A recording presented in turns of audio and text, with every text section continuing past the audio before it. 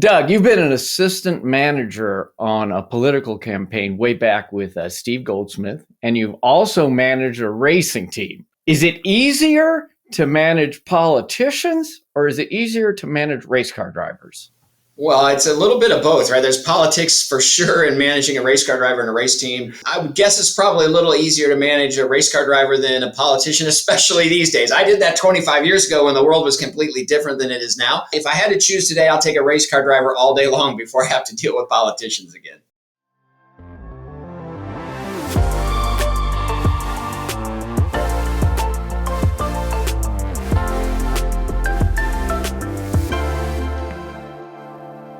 The Indianapolis 500, also known as the greatest spectacle in racing, is held each May at the Indianapolis Motor Speedway, which is also known as the racing capital of the world. But what you may not know is the Speedway is the world's highest capacity sports venue with permanent seating of over 250,000 and total capacity of 400,000 spectators. The first Indy 500 took place in 1911, and since then, more than 100 Indy 500s have run, establishing the 500 as the biggest single event in motorsports, with millions watching on TV and 300 to 350,000 attending in person. I sat down with Doug Boles, president of the Indianapolis Motor Speedway, who daily oversees speedway operations and is responsible for making the Indy 500 a smooth running event. In part one of this two-part episode, Doug and I talk about the Speedway and the challenges behind organizing such an event, as well as his career path from journalism to politics to motorsports. Listen to hear his answers and much, much more on the Future Car Podcast. Anyone that has even the slightest interest in racing knows about the Indianapolis 500. It takes place every May in Indianapolis, and it's also known as the racing capital of the world. Now, what you may not know is the Speedway is also the home of the largest live audience for any sporting event, has over 350,000 attendees. And with us today is the president of the Indianapolis Motor Speedway, Doug Boles, that manages what you might call the crown jewel of racing venues. And Doug is going to be telling us everything from what it takes to orchestrate an event like the Indianapolis 500, what may be in store in the future for the 500, the Speedway, and really racing in general in the years to come. Doug, welcome to the Future Car Podcast. Well, thanks for having me, Ed. I always get nervous when somebody reminds me how many people are here on race day. It's the second largest city in the state of Indiana inside the racetrack. Kind of put that aside because it does worry you when you think about that many people coming to this one location on that one day. Well, let's start right there then, because I'm not sure everyone really understands about the enormity of the Speedway. And if you go online, there's this image you can see of the Speedway, and inside of it is the Rose Bowl, Churchill Downs, Yankee Stadium, Vatican City, all at the same time. Give us, for those that aren't as familiar with the Speedway, tell us about how big it is. Give us a feel for it. It's basically a mile long by a half a mile wide. It's 300 acres or so that are actually inside the racetrack and make up our grandstand area. So it's massive. It's the one thing when people come to the Speedway and have never been here before that strikes everybody. They pull into the Speedway, they come under the tunnel, and they say, oh my gosh, this place is huge. It's just a massive, massive facility. And that's really the thing that sets us apart. It's just how big we are. And you just said how many different things can actually fit in the Indianapolis Motor Speedway at the same time. And then when you think about it, those drivers, it's a 2.5 mile course around that mile by half mile outside of the racetrack. They get around it in less than 40 seconds. It's how quick that they cover those 2.5 miles or those 300 acres. They circle it. It's an amazing facility, and it is just massive. And it's been around for a while. Yeah, so it was built in 1909. A handful of business folks here in Indianapolis really wanted to find a way to put Indianapolis on the map, bring people in, but also they were in the middle of this new thing called the automobile. So how can you test the automobile? If you got out of center cities, there weren't really great roads. So they bought 300 acres of property from a farmer.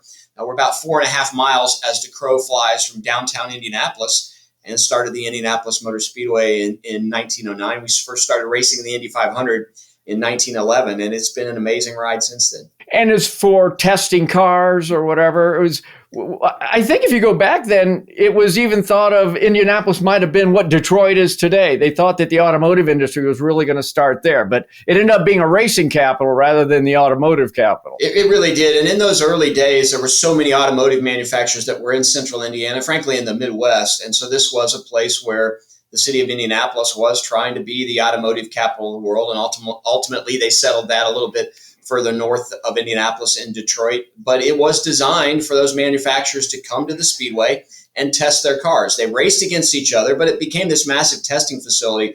Our DNA is testing the new technology of the day. And in 1909, it was the automobile. Today, technology is so different, but we continue to test it. And I like to think if Carl Fisher, who was one of the founders, the main founder of the Speedway, was able to come back and see the Speedway today, first, I think he'd be amazed that we were getting ready to run the 108th running of the Indianapolis 500.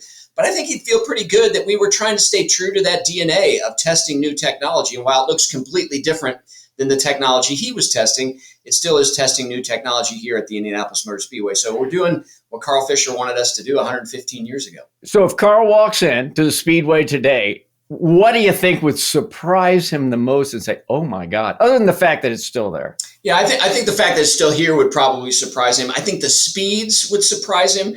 They built the Speedway in 1909 and thought nobody would ever be able to go over 90 miles an hour average speed around the Speedway. We're running almost 240 miles per hour average today. So I think he'd be astounded by the speed. And I think he'd be amazed at the number of people that show up for the Indianapolis 500, much larger than this entire city of Indianapolis was when he built the Indianapolis Motor Speedway. So I think he'd be pretty surprised to see that. And of course, we'd be pretty surprised to see him. So you've got 350,000 people. And I think we need to remember that's like 3 Super Bowls full of people, right? Coming into one event. Mm-hmm. It all rests on your shoulders. We got to make sure that it's all going to come off. I'm sure you got a tremendous staff that helps you do it. But you said to the Indy Star once that the thing you worry about the most, keeps you up at night when you host this, is parking. Of all things. Now, why parking? Well, it really is part of the customer experience for me. So, and that's a really critical piece of the customer experience. So I worry about that. And part of the reason we worry is we can park. So our campus is about 1,000 acres now. So I said 300 of it is basically the racetrack. We've got 700 acres of parking. We've got a solar farm. We've got a Pete Dye designed 18-hole golf course. I mean, it's a full complex now. But parking, only 40% of those people that come to the Indy 500 park on property that we own. So we need the town of Speedway, which has grown up around this farmland over the last 115 years, to really be partners with us. So many of those customers are parking in front yards of people and parking lots of businesses. So we need all that to work. But getting people in and then ultimately getting people out smoothly is really what is the most challenging piece of the puzzle. Getting in their grandstand seat and all of the pre-race stuff and the race itself, this has its challenges, but it's not nearly as difficult as the puzzle is related to the parking. And then making sure people are able to get in and get out and not feel like they're trapped here at the Speedway or trapped or slowed down trying to get in. So that's the one thing that I really worry about, because that's a really big piece of that customer experience. If the parking goes poorly, so does your overall experience in all likelihood. What's number 2 then? What's behind parking? Weather, probably. I worry a lot about weather because you can't control it. And when you put that many people in an outside venue in spring in Indiana, when the weather can change almost instantaneously, you want your customers to be safe. And if you see a storm coming that's on the west side of Indiana, it's going to be here in an hour. Might be sunny here right now, but there might be lightning in that storm. When do you need to stop your race to decide to move people to safe zones in order to make sure that you keep them safe? So weather is probably the one outside of parking that I worry about the most. And it's the one that we really can't control at all. We just have to be prepared to make sure we can do everything we can to keep those customers that are here safe. So imagine you've been doing this for 11 years. Speedway has been around for over 100 years. But let's say that I came to you and said, hey, I'd like to start an event that's going to have 350,000 people in it. Can you give me 3 pieces of advice? What are the 3 things I better keep in mind if I'm going to try and do something like this? Well, I think the biggest thing is to really understand what it is you're trying to sell your customers. So we're pretty certain in what our DNA is, the things that are super important to this place that we're trying to make sure are super important to our customers. So really understand your mission. I think that's probably the biggest thing. Have a staff of people who are unbelievably flexible, because all of the plans you can put together, you can walk through everything until you get people in the venue. You don't know exactly how they're going to respond, what their walking paths are going to be, what they're going to want, what they're going to need to do. And you have to adjust as the event goes on. Even coming up on our 108th running of the Indy 500, we're adjusting every May as we learn more and more about our customers. So I think that's the second one, is really understand from a staffing standpoint that you have to be flexible.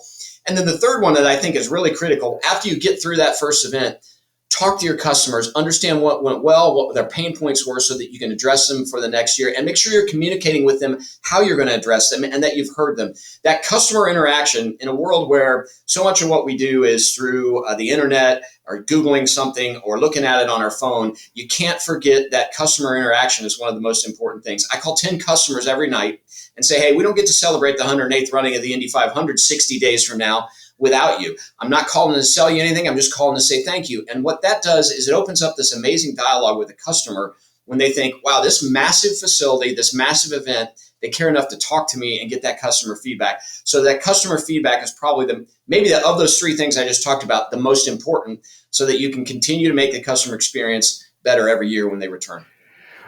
I was going to ask you, when you have 350,000 attendees, which one do you pick to talk to? But I think what I heard you say was you give 10 people a call every night. Every night, every single night. So let's just take the past week then, the last 70 calls or whatever the number is. Let's put it this way: what's the most unexpected comment you got that said, that's an aha moment? So I've been doing this since 2016, so I don't really get unexpected ones anymore. So, and what's really interesting, I call from my cell phone. I don't block it. So what I've found over time, as cell phone technology has gotten better, people don't answer phones when they don't know the number. So what happens a lot of times, I'll leave a message and then I'll call somebody else, and then people call back after they've realized that it was me calling. I get a bunch of text messages on event days now from people I don't even know, because they have my number. They say, hey, I'm here. Thanks for bringing me. I think the thing I hear, the common theme that I hear the most, and it's the thing I think is the most gratifying, is when somebody tells me how they came to know about the Indianapolis Motor Speedway, who brought them and why they continue to come, and who they bring with them now. So that's the one that's probably the most special for me. The surprising things you hear, and like I said, they're not surprising anymore. When I hear from somebody that says, oh man, my dad brought me and his granddad brought him, and last year we sprinkled my dad's ashes on it. You get those crazy people that it makes you realize that this facility is so much more than just an event facility. It creates memories, lifelong connections with family members, and those are the things that are important for us to continue to take care of. But there's anymore, I haven't gotten too many surprising ones lately. They fall in 2 or 3 buckets of the same kind of story. Obviously, there's more than that, and it's just a blast to hear from fans. I can have a terrible day in the office, and as I'm driving home, calling a fan. They're going to cheer me up. Fantastic to hear from them. Is there anything you got on one of those calls that you actually made a big change to the Speedway? Absolutely. Based on what you learned? We learn a lot of things especially about how less about race day sometimes and more about some of the days that lead up to it. So we have a practice day, the final practice before the 500 on Friday before the Indy 500. And a lot of fans will come in on Thursday, and then they're here Friday, Saturday, and Sunday, big parade downtown on Saturday, and the race on Sunday. But you learn things like, hey, I used to go in this gate, and now you've closed this gate, but here's where we park. Or I love to sit in the top of Tower Terrace for Carb Day, and the way you open the Carb Day venue, it penalizes us to be early, and we're your biggest fans. And you just things like that you can make subtle changes. One change that we're going to make this year for Carb Day that I learned from talking to fans, we have a concert that takes place after the practice in the infield, and about 30,000 of our fans will stay around for that concert. We have gotten later and later and later at the time we've opened that venue. And I've heard from a lot of fans that say, the pit stop competition, which happens after practice but before the concert, is great, but I'm here for the concert and the fun, and I'm drinking enough beer. I don't care about the pit stop competition, but I want to be up front. And you wait, you open the venue too late. So we're going to open that venue up a little bit earlier this year. So subtle things you hear for sure that are able to make the customer experience better. In almost, at least every week, I'm getting something new that we can adjust from one of those customers. Yeah, and it's those little things too that usually can make it better. Now, I grew up in Indianapolis. I still go to the 500 every year. Thank you very much. And well, you're welcome. And one of the things that people ask me, because I've been to a lot of races, Formula One races, Yep. NASCAR, all sorts of races. And the one thing I think that sets the Indianapolis 500, makes it different than everybody, is the pageantry. Yes. And for me, the one moment I think is practically unbelievable is it is on Memorial Day, so it's for our troops, is when they play taps. Yep. And you have 350,000 people, and it is completely silent.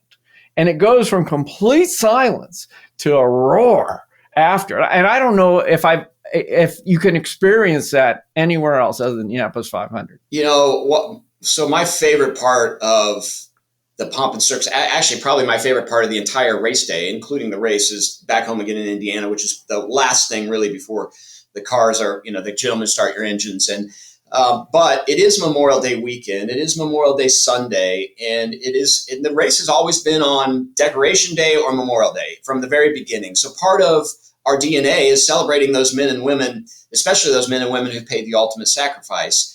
And our fans know that. Even our fans, we have almost 40 different countries represented in our grandstands on race day. And even those fans, it's amazing. You're right. The excitement and the noise, and the minute tap starts, just how silent 300 acres of 350,000 people can be. It's just a powerful, powerful moment. And when we celebrate those men and women who are in uniform, who march down pit lane, and how the crowd, just this slow wave of standing up and respectfully clapping and thanking those men and women who are currently serving, is part of what makes that day so special. It is the way that we continue to honor those that have paid the ultimate sacrifice and those that continue to serve. And outside of back home again in Indiana, those moments are probably the most powerful moments of the day for me. Yeah, and I would think too is when at the start of the race, the cars come around the first time, they're they're loud, but relatively they're quiet. They're sort of straggling. Then they come around a little bit better lined up, and a bit louder. Now they're headed to that start, and oh my God, the roar of that tightly packed set of. I don't think you have that much horsepower in such a small area, except for coming around that fourth turn, and heading right there to the start line for the. It's like 25,000 horsepower across the 33 cars that you have if you added them all up, and that is a moment, especially for folks who've never been to the Indianapolis 500 and they go for the first time. Seeing those cars come around 3x3, 11 rows, the green flag, and things start. It is a very powerful moment in sport, and especially when you know they're going to go try and drive into a 60-foot wide corner, 90-degree corner at turn one at over 200 miles an hour, and figure out how to get through there without making a mistake. It's a pretty neat moment in sport for sure, and that's one of the moments that people love. And it's funny how as I've gotten older.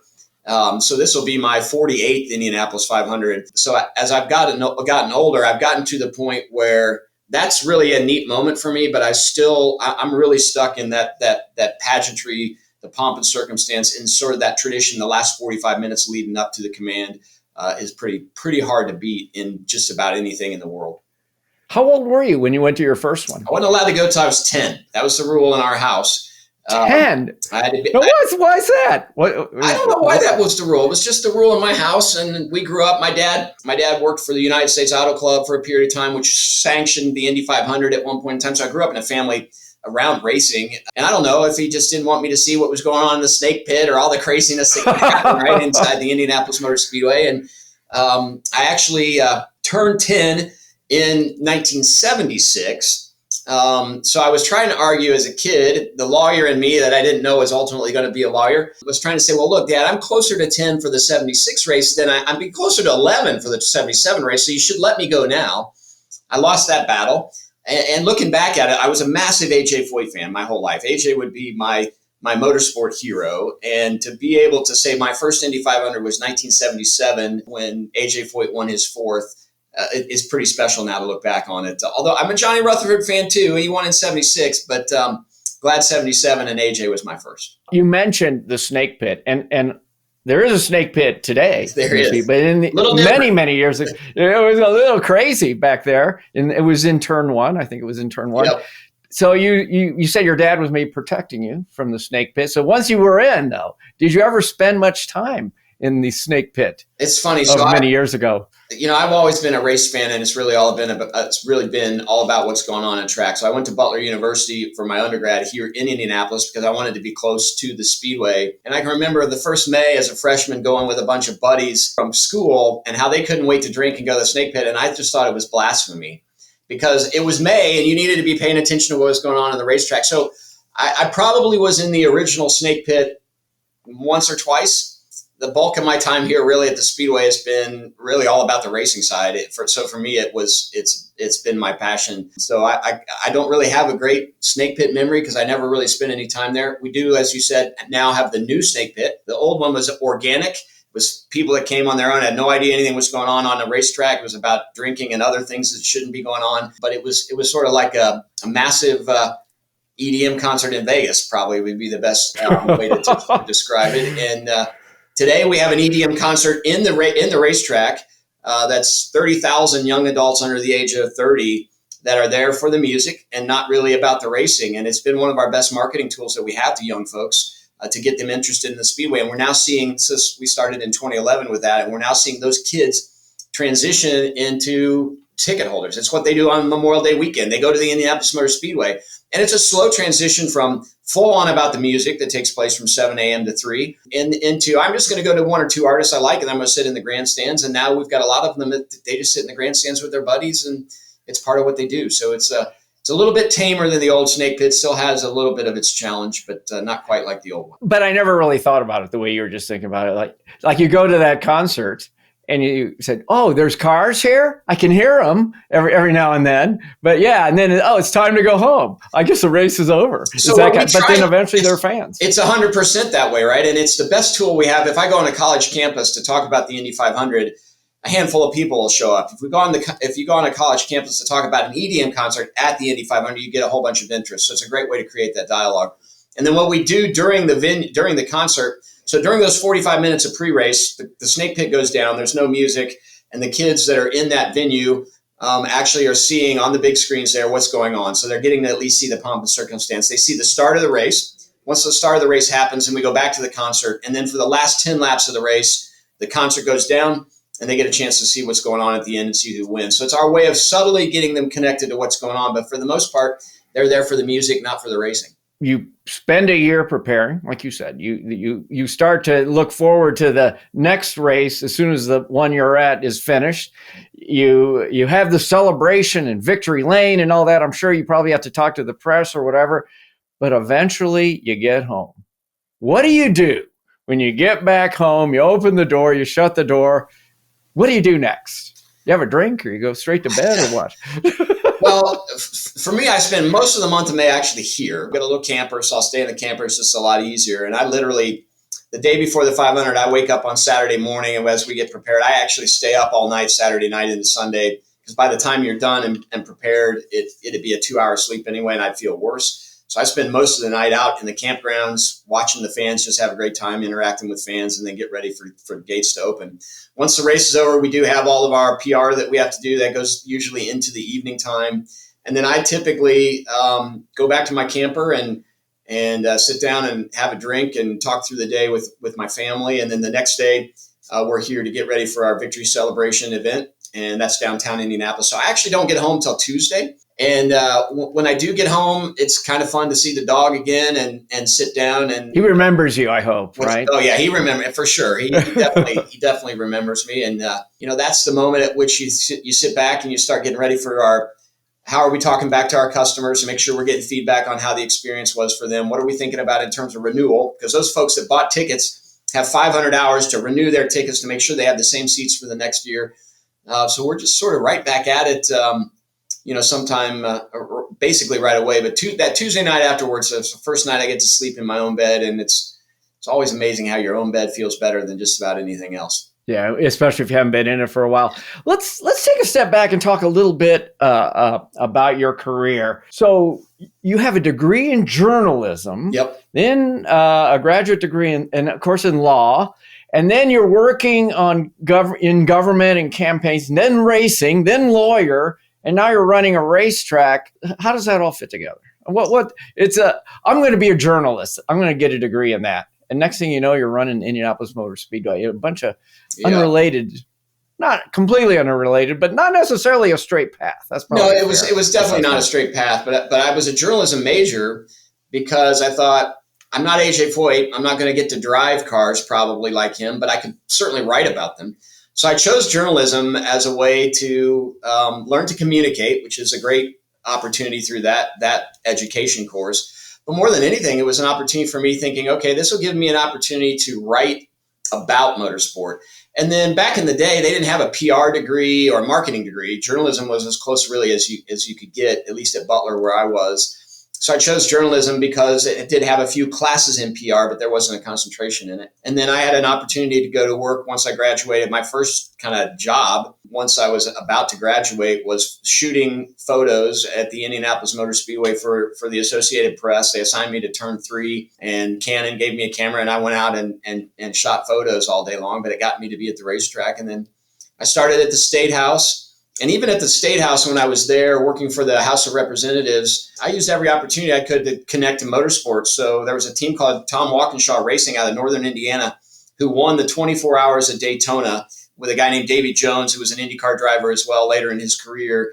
And I thought, well, we got to celebrate them on the House floor. So I made connections and brought them to the House floor. And then I went to work for the mayor of Indianapolis, and we created a motorsports economic development task force to create and bring business to the city of Indianapolis. So really across the board, no matter what I was doing, I found a way. Racing was in there, right? Yeah, I noticed you have a simulator behind you. I do have a simulator behind me. So if I get a chance, I actually get in and do some laps here at the Speedway. And I've done some racing across my career and still get in a race car when I can. Not ever an Indy car. But I tell young people all the time, especially if you're not married, you don't have a mortgage, and you're passionate about something, don't give up on your passion. Find a way to pursue your passion. And no matter what you're doing, you could probably find a way to connect your passion to it. And that's really what I did. Every step of the way, I found a way to either tie it to my work, or I took part-time evening jobs working at Raceway Park, which is a small track west of Indianapolis here, in their media center. Terry Lingner, who was famous for taking ESPN Motorsport and really putting it together, working for Terry Lingner, traveling around the country on my weekends and spotting for production. So anything I could do to build my motorsport network and stay connected to motorsport is really what I tried to do, no matter what job I was in. So yeah, it's a weird way to get here, but there was always a thread of motorsport through each one of those. Yeah, the foundation.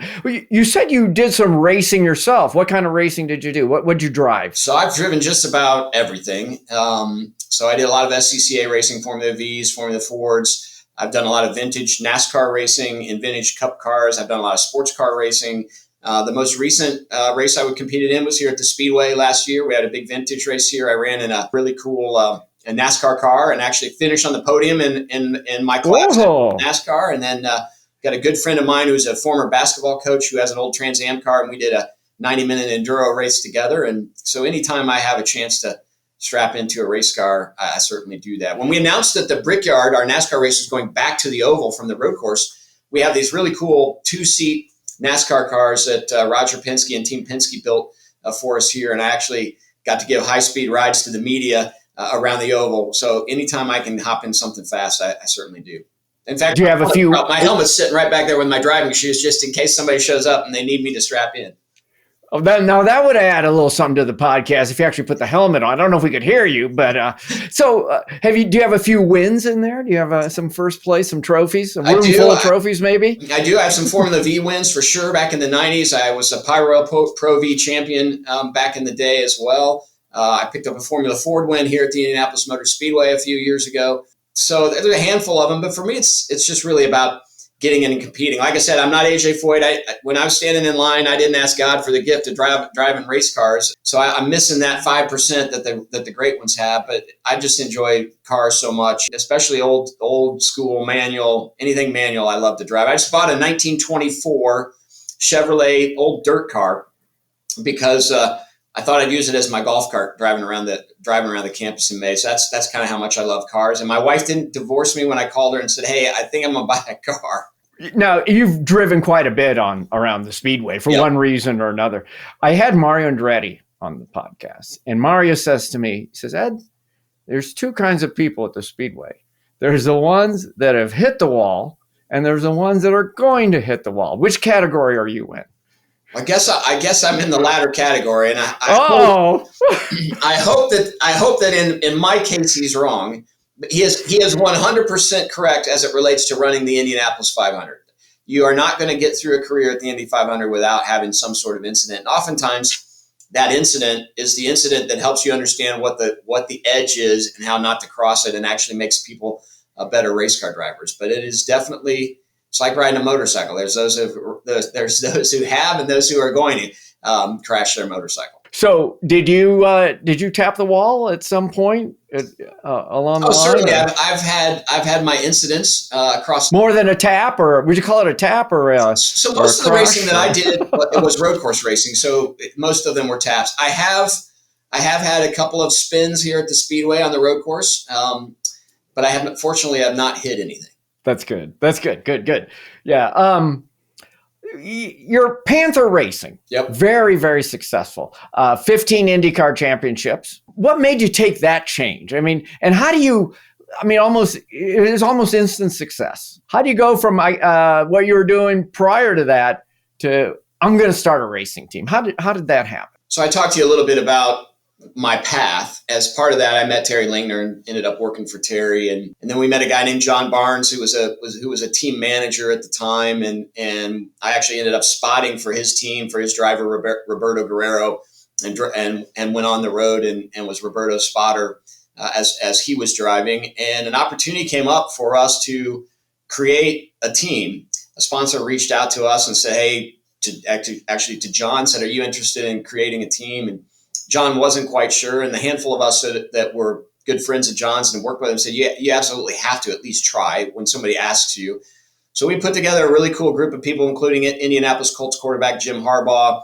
Terry Lingner was involved in that. John Barnes was involved, a car dealer named Gary Pettigo. A little unknown fact, the current athletic director at Notre Dame was Jack Swarbrick, was working as a consultant here in Indianapolis, and he helped us put together the presentation that we made to Pennzoil on how to start this team. And I was working for the mayor at the time and had no idea that it would turn into what it turned into. And when Pennzoil loved the idea and what we were trying to do, I told the mayor of Indianapolis in the fall of 1997 that, thank you very much for the opportunities, and I'll help you get the budget for the city passed. And once that's done, I'm going to go off and try and be a full-time race person. And I was the chief operating officer there. And yeah, we ended up winning 15 races, and Sam Hornish won a couple of championships back to back with him. We did win a championship in the Indy Next Series. We won a lot of races there with a guy named Mark Taylor. It was just a really, really fun opportunity to do that. And ultimately around 2007, I just felt like it was time for me to get off the road, pay attention to young family, and went back to practicing law for a while before I came here to the Speedway ultimately. But, those were some of the greatest days. You got to suit up the team side. Working with Jim Harbaugh was crazy, right? He was such a competitor, and being able to see how he ticked. And you learn so much about culture in the team aspect. And I think that was the one ingredient that gave us that success so quickly, is the team culture. Everybody had everybody's back. There were job descriptions, but everybody threw them out. We just did what it took to be competitive and to win. Whatever it takes to make it happen. For sure. Harbaugh had a special rule, I read, the 48-hour rule. We did have the 48-hour rule. So explain what that is, and if you still live by that. Yeah, 100%. It was the good or bad rule. And I actually try and shorten that rule up as much as you can. You have to be able to learn from your mistakes and go on, but not dwell on them. And you got to celebrate your wins. But you have to remember there's another game coming, so you can't celebrate them too long or rely on that last win to continue to move you forward. So there's definitely things, and especially in this day of social media, I love social media because it's a great way to connect with fans, but it's also a great way to sort of go down rabbit holes and things that can really get you sidetracked. So you have to be able to compartmentalize it, move on, learn what you can learn from those mistakes, but think about the next win or the next opportunity to win. And that really started with Jim and that 48-hour rule, and it worked pretty well for him and obviously for us back in the Panther days. Yeah. So if you win the big game on Sunday afternoon, I'll let you celebrate till Tuesday afternoon, and after that, you better think of the next big win, or forget about the loss and think about the next Correct. Big win, something like that. Yep. When you win the Indianapolis 500, for a driver, it's like a career changer. Mm-hmm. I mean, in some ways, it's probably even bigger than winning the IndyCar championship or whatever. And your team came in second 4 times in a row. I would imagine coming in second at the Indianapolis 500, especially 4 times, has got to be a big heartbreaker. I don't know. How did you feel? Let's talk about that fourth one, that fourth second place. I mean, how'd you feel? So for me, it's a little different, right? Because I left Panther in 07, obviously stayed in touch with the guys and had a lot of pride in that team because of being there from the beginning. And then watching them have those second place finishes. And what's unique about the fourth one, that was my first May at the Indianapolis Motor Speedway. I was on the PR side. I wasn't yet in this role, but I was the director of PR and marketing here at the Indianapolis Motor Speedway.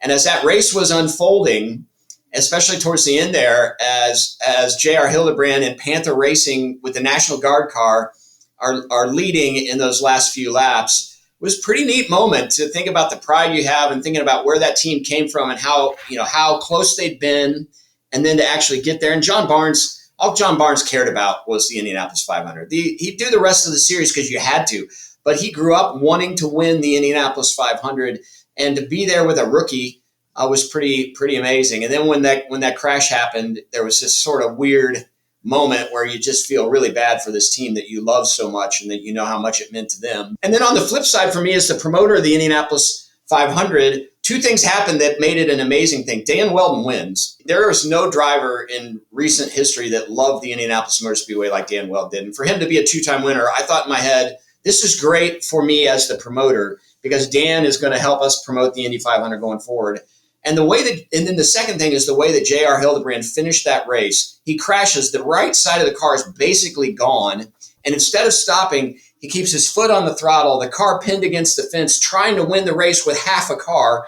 And ultimately he falls a few yards short and ends up finishing second. That car, had it won the race, would have been one of those cool things to just take it exactly like it was, put it in the Indianapolis Motor Speedway museum and never touch it. But those 2 storylines, we still talk about the 2011 Indy 500 this day. Yeah, and in fact, we had seats in the fourth turn. I can remember seeing that thing. Oh, wow, it's still moving. How could it move? Yeah. Yep. I guess he was getting a little bit of that of that 1,000 horsepower back down onto the ground somehow, one way or another. So in your current role now, I had someone else on the podcast, Beth Peretta. Yes. She fielded the first majority women's team. Quite exciting. It was great talking to her. And she told me about her first interaction with Roger Penske when he was I think he had a car dealership of some sort, and she actually had to raise her voice and get upset at him because she didn't like what he was doing. And then she realized afterwards, oh my God, I just yelled at Roger Penske. And now it all worked out great because he, in some ways, his respect for her grew, and he ended up helping her get into the 500. Can you think of a time, that's your boss, right, Roger Penske, can you think of a time where you've been angry with him, that you were a little bit, maybe button heads? And did that ever happen? How'd you work it out? Well, a story I've never told. I haven't even told this to Roger. So in 1986, I'm a Butler University student, and I've got a pit pass. I'm all excited about it. And I'm in watching practice from probably too close to the pit box inside the pit area. And Roger Penske is trying to bring Rick Mears in and is holding the lollipop that helps him stop. And I was in the way, and he just basically moved me out of the way with the back of the lollipop. And I was like, oh, I'm in the way. And it's one of those moments where, my buddies are laughing. Oh, Roger Penske just moved you. So that maybe is my first real interaction with him. He'd have no idea or not remember it. It certainly was one I remember just because it was Roger Penske moving me with a lollipop out of the way so that Rick Mears could pit. But you haven't used the lollipop on him recently just to get even, right? Yeah, I'm not going to raise my voice at Roger Penske. We have great. It worked for Beth, but not for you. We have great conversations, I don't want to take a chance. And there are moments in time where we have different opinions. And the great thing about Roger Penske is he wants you to tell him his opinion. He wants, even if it's contrary to his.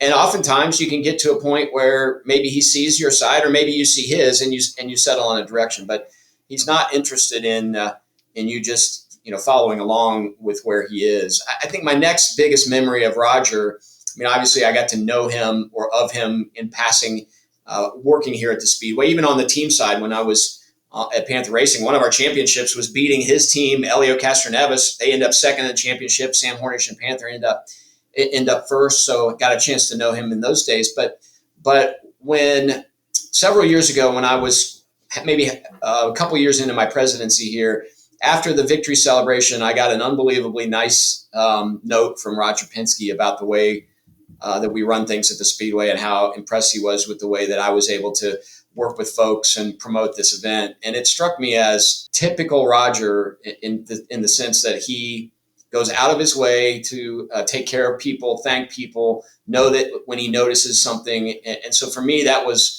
I can remember getting that letter. I still have it. I probably should frame it and taking pictures of it and sending it to my family and saying, can you believe that I got this letter from Roger Penske? It was a pretty powerful moment.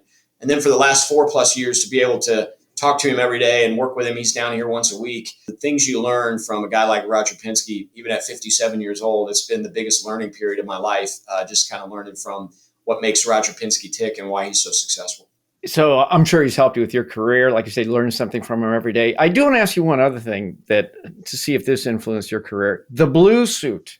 I've seen some videos online where you skydived in the blue suit. You didn't have the jacket on, but you had the blue shirt and the blue tie, and you were with waders looking for bricks in the brook. And what's with the blue suit? Is there a secret to always having the blue suit? Do you recommend that to everyone? So when they made me president, I said, I'm going to wear a tie every day I'm representing the Speedway because the brand deserves it. And it's a reminder to me that every morning when I get up, I represent something far bigger than I am. I represent memories and excitement and all the things to the 350,000 plus people that are here. I represent the people who came before: Carl Fisher, Tony Hallman, Wilbur Shaw, Tony George, all the folks. I'm the 11th president of the Indianapolis Motor Speedway. And for me, it was just really, the tie was what my commitment was. But as part of the tie, the suit came along. I'm such a blue fan.